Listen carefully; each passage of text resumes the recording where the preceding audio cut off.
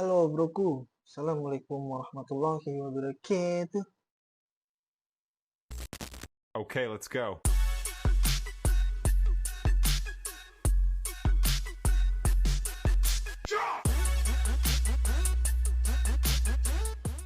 Balik lagi sama gue broku. Kali ini gue mau bahas tentang dunia perkicauan lagi nih broku. Seperti yang udah gue bicarakan di video sebelumnya, kalau gue pengen membalas komentar-komentar kalian tentang eh, permasalahan-permasalahan yang ada di murai batu kalian. Eh, Kali ini yang gue mau bahas adalah tentang, bukan tentang, yang gue mau bahas itu komentarnya dari @marcelo675. Oke, jadi gue bacain dulu ya. Burung saya dubur putih, di rumah gacor, bongkar materi. Gacor, settingan 10 pagi, sore juga 10. Di lapangan gacor, tapi di bawah doang. Di atas nabrak jeruji, ngejar musuh dari awal sampai akhir, dan mangap-mangap. Itu gimana solusinya ya? Terima kasih. Oke, untuk Marcelo. Jadi punya burung dubur putih di rumah sering bongkar materi. Settingannya jangkrik pagi 10, sore juga 10. Oke, gue mau jelasin sedikit dulu ya, broku.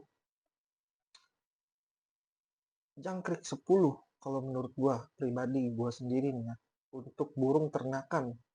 Ternakan nih, kita bicarakan semua murai ternakan. Mau itu seri F, mau dubur putih, mau bukan dubur putih. Pokoknya selama burung ternakan, jangkrik 10.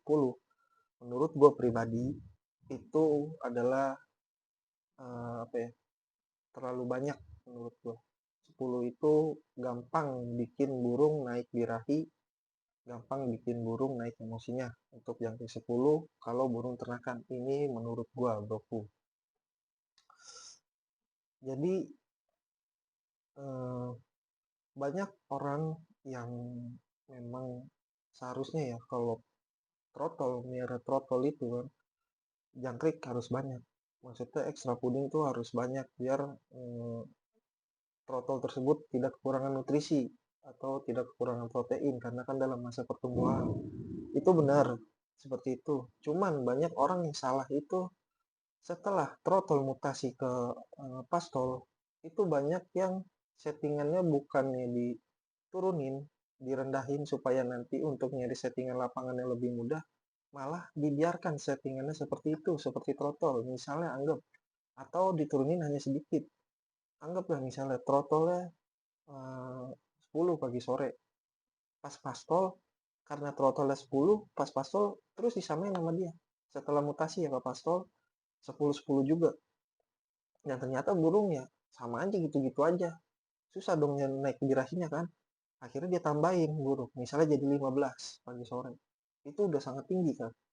Nah kalau udah kayak gitu, eh, nanti untuk apa, nyari settingan pasnya itu ya, karena jangkrik udah tinggi 15, susah menurut gua. Apalagi misalnya nanti burung kita bisa cari dengan ulat hongkong misalnya. Karena kan ada beberapa burung yang memang kondisi emosinya itu susah naik atau vektornya susah naik, itu harus pakai ulat hongkong. Nah kalau jangkrik udah tinggi ditambah ulat hongkong, burung yang ada makin tinggi lagi. Jadi makin susah.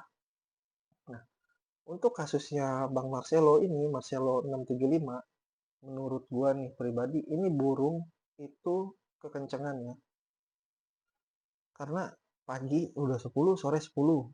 Di bawah gacor, di atas nabrak jeruji, ngejar musuh, di awal sampai akhir dan mangap-mangap. Ini menurut gue jangkriknya itu udah kebanyakan 10, tapi tetap masih bisa karena belum melewatin 10. Jadi masih oke menurut gue, tapi ketinggian. Jadi apa ya? Kalau menurut gue warning lah. Kalau bisa tuh setting jangkrik tuh di bawah 10. Tuh biar lebih mudah, jadi lebih enak ngitungnya. Nah, kalau mau dirubah setting jangkriknya nanti aja nunggu mabung. Jadi kalau untuk sekarang gua kasih solusi, ini menurut gua pribadi solusinya ya, Bang. Eh, Burung ini kehilangan tenaga atau kehabisan tenaga. Karena di rumah tuh bongkar materi setiap hari pagi sore. Wajar karena jangkrik tinggi. Jangkrik 10 pagi, sore 10. Dan itu birahi udah pasti tinggi jadinya di rumah. Pasti burung jadi gacor kalau birahi tinggi. Jaminan, nggak ada burung birahi nggak tinggi kagak gacor, Bang. Ini menurut saya pribadi ya. Jadi solusinya kalau mau setting jangkrik diturunin sedikit dulu. Misalnya bisa ke 8 atau ke 7. Kalau misalnya di 8 atau di 7 burung masih gacor di rumah, bisa turunin lagi ke 5. Itu udah maksimal. Takutnya kalau terlalu direndahin burung jadi stres, yang ada nanti jadi mabung, broku. Kecuali nanti kalau udah beneran mabung, baru kalau mau langsung direndahin, rendahin sekalian nggak apa-apa. Itu beda lagi ya ceritanya broku. Jadi turunin dulu jangkriknya bisa ke 8 atau ke 7 atau ke 5. Tapi dari 8 dulu aja lah. 8, kalau misalnya masih gacor juga di rumah turunin ke 7, masih gacor turunin ke 6, masih gacor turunin ke 5 gitu, broku.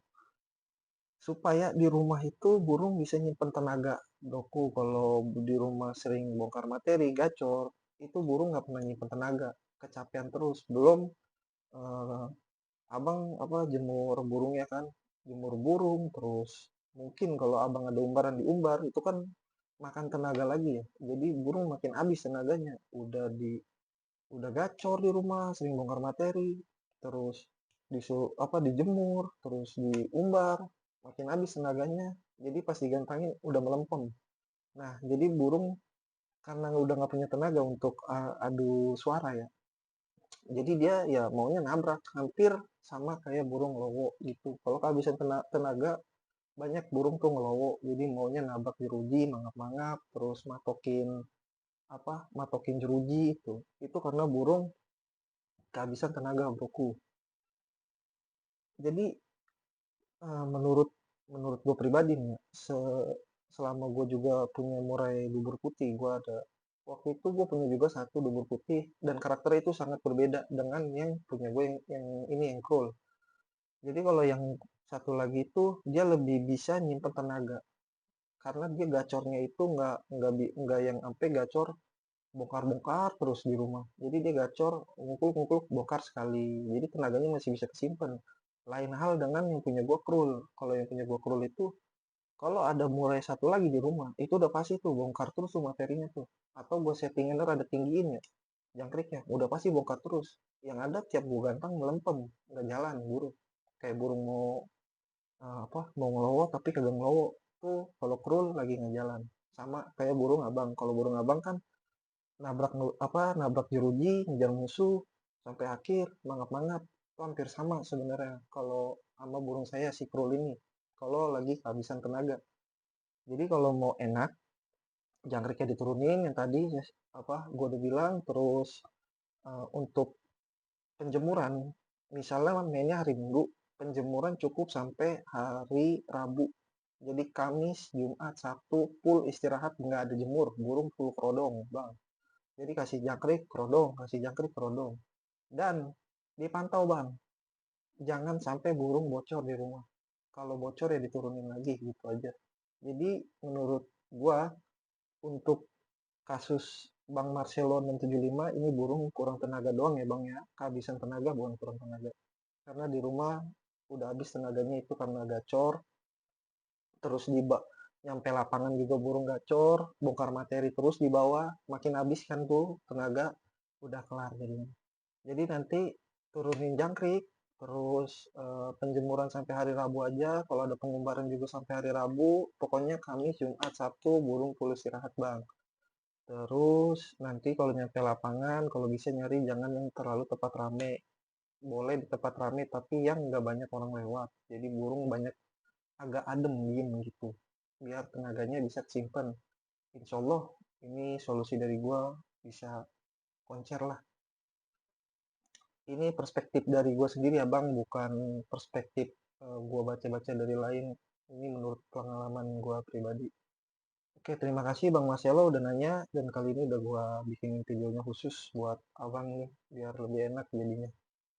Sekali lagi, untuk kalian yang udah nonton video gua mau bilang terima kasih. Untuk yang udah subscribe juga gua bilang terima kasih. Jangan lupa kalian bantu share supaya teman-teman kalian tuh yang punya masalah-masalah burung di gantangan atau burung di rumah itu bisa teratasi, insya Allah. Sekali lagi, thank you udah nonton video ini.